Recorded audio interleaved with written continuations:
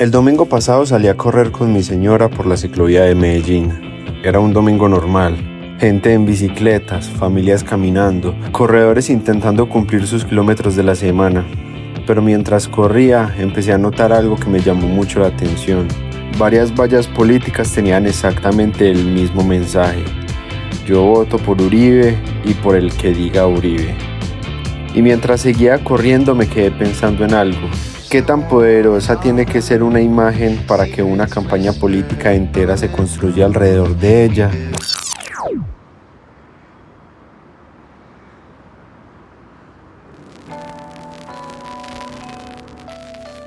Lo curioso es que esa valla no estaba hablando de un candidato o de una idea, estaba hablando de una imagen, en específico la imagen de Álvaro Uribe Vélez, y el candidato estaba a un ladito.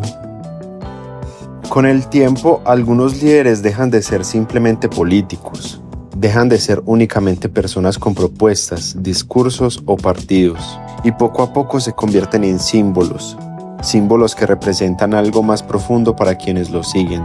Seguridad en medio del miedo, autoridad en momentos de incertidumbre, cambio cuando la gente siente cansancio del sistema, esperanza cuando un país siente que no sabe hacia dónde va. Y cuando una figura política alcanza ese nivel, su imagen empieza a tener mucho más fuerza que las ideas. Pero esto no ocurre solamente en la política. Los seres humanos siempre nos hemos diferenciado a través de símbolos. Una cruz separa a cristianos y a musulmanes. Como los colores que separan al Medellín y al Nacional. Sí, buena metido. Y además también los colores hace muchos años separaban en la política colombiana, separaban a conservadores y a liberales. Los símbolos crean identidad, pero también crean fronteras. Nos dicen quiénes somos y también quiénes no somos. Hace casi un siglo, un político superinteligente entendió el poder de la imagen. Su nombre es Benito Mussolini. Mussolini, no hagas eso. A comienzos del siglo XX, Europa estaba atravesando una crisis profunda. La Primera Guerra Mundial había dejado pobreza, frustración, desempleo y un enorme sentimiento de humillación nacional en muchos países. Y en medio de ese caos apareció Benito Mussolini. Pero Mussolini no solo entendía la política, entendía algo mucho más moderno para su época, el poder de la imagen.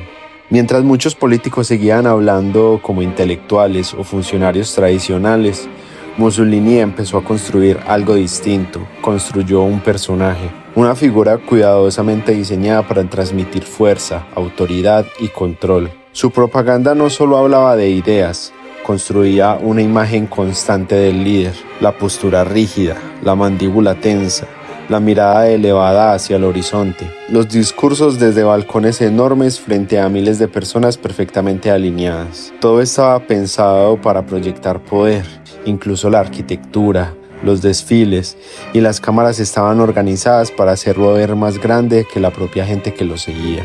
Mussolini entendió algo que después usaría en muchos gobiernos, campañas políticas y marcas en todo el mundo. Las personas no siguen ideas, siguen emociones, símbolos e imágenes que les hagan sentir seguridad y pertenencia. Y ahí fue donde la política empezó a parecerse cada vez más a la publicidad, porque cuando logras controlar la imagen de un líder, también puedes empezar a controlar la manera en que las personas interpretan la realidad. Y aunque hoy vivimos en una época completamente distinta, muchas campañas políticas todavía funcionan bajo la misma lógica. Y aquí es donde los símbolos se vuelven realmente poderosos, porque los símbolos no solo comunican ideas, comunican identidad, comunican pertenencia. Ya no solo representan un candidato, representan al candidato del que somos, representa a un grupo, representa una identidad social, representa la sensación de estar del lado correcto. Y en ese momento la política deja de ser una discusión de ideas y se vuelve un discurso de identidades. Por eso esa valla me pareció tan brutalmente honesta, porque no hablaba de propuestas, no hablaba de soluciones, no hablaba de país, no ofrecía nada, solamente imagen. Y la pregunta aquí es mucho más grande, porque si el mundo avanza, la tecnología avanza, el conocimiento avanza, todo avanza en el mundo, la política no avanza. Seguimos manejándonos con las identidades de hace casi 100 años. Seguimos organizándonos en bandos, buscando identificarnos con un color. Seguimos votando muchas veces desde la emoción.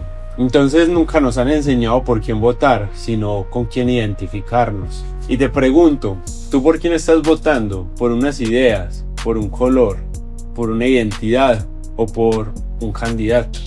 Las imágenes pueden inspirar, pueden emocionar, pueden movilizar multitudes, pero cuando llega el momento de votar, tal vez vale la pena mirar más allá de la fotografía.